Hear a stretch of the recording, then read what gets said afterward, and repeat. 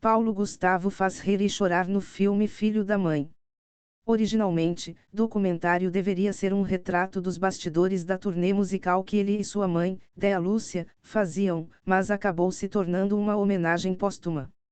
É com o queixo mirando o céu e a cabeça para trás, vibrando ao som de cada forte gargalhada, que Paulo Gustavo aparece na maior parte das imagens de Filho da Mãe, documentário que estreia no Amazon Prime Video. Alegria, reforçam os depoimentos de amigos e familiares e as cenas de bastidores captadas desde 2019, era seu mantra de vida e se transformou em seu legado quando, em maio de 2021, o ator e humorista se tornou uma das mais notórias vítimas da Covid-19. Originalmente, o filme deveria ser um retrato dos bastidores da turnê musical que Paulo Gustavo e sua mãe, Déa Lúcia, inspiração para a personagem Dona Hermínia, de Minha Mãe é uma Peça, faziam.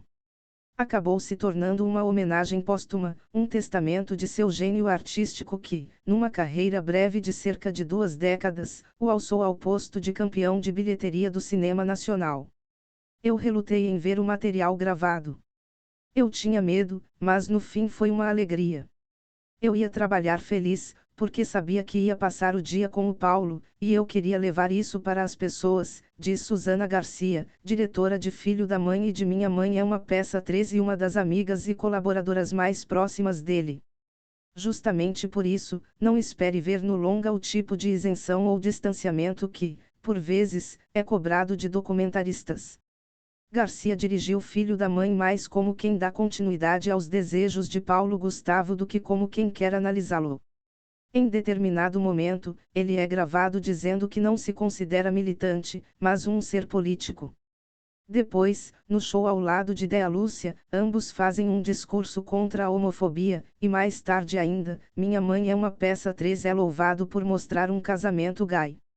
Não entra em cena, no entanto, uma das polêmicas que recaíram sobre o filme, quando o ator, homossexual, decidiu não pôr um beijo entre 2 homens no roteiro. Tampouco a problematização de sua constante retórica de não ser ativista num país ainda impregnado de preconceito. A este jornal, Garcia diz que as pessoas não entendiam sua sutileza, e, no documentário, Preta Gil, outra amiga próxima, diz que ele hackeava o sistema por dentro.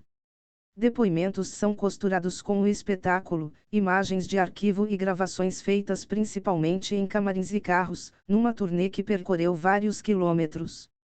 Garcia viu algumas dessas apresentações e, quando chegou ao filme, se deparou com 130 horas de filmagens. Paulo Gustavo, explica Malu Miranda, à frente dos conteúdos nacionais do Prime Video, não tinha certeza do que faria com aquele volume gigantesco, mas queria ter a homenagem à mãe registrada. Filho da Mãe era um dos vários projetos que Paulo Gustavo estava concebendo para a plataforma, com quem firmou contrato pouco depois de deixar a Globo, às vésperas da pandemia. Seu desejo era extrapolar as fronteiras do Brasil, conta a executiva. O tom de biografia de visionário, carregado de falatórios bem-humorados, no entanto, logo dá espaço a momentos cabisbaixos, conforme o longa se aproxima do fim. A pandemia sequestra o filme, mas Paulo Gustavo não se ausenta. Garcia conta que era imprescindível que ele continuasse em cena, e o fez com áudios e vídeos que o ator mandava aos amigos ou publicava nas redes, mesmo após contrair o coronavírus. Para os fãs e os envolvidos em Filho da Mãe, que já sabem o desfecho, as risadas logo viram lágrimas. Ainda é difícil. É recente e, para uma mãe, vai ser recente sempre. Ninguém preenche o espaço deixado por um filho. São meus netos que me ajudam muito a falar deles sem me emocionar, diz Déa Lúcia, que, sem Paulo Gustavo, não pretende voltar aos palcos.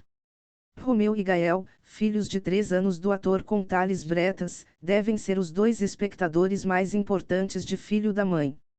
O médico conta estar aliviado porque, apesar da ausência do marido, eles terão um acervo enorme de gravações para conhecê-lo. O Paulo, curiosamente, sempre falava de morte. E ele fazia tudo como se estivesse pensando num legado para deixar, então ele filmava muito bastidor, muita coisa íntima. Esse é um material preciosíssimo. Eu mesmo tive dificuldade no começo e não queria ter acesso a todas essas imagens, explica ele, que ainda diz enfrentar, no dia a dia, outro entrave para superar a perda. O luto coletivo, embora tenha uma parte boa, de nos dar carinho e força, é difícil, porque nos obriga a lidar com isso diariamente. Temos que lidar com a dor dos outros, além da nossa. Mas às vezes a gente só quer viver o nosso luto, processar a dor dentro da gente. Leonardo Sanches Folha Press.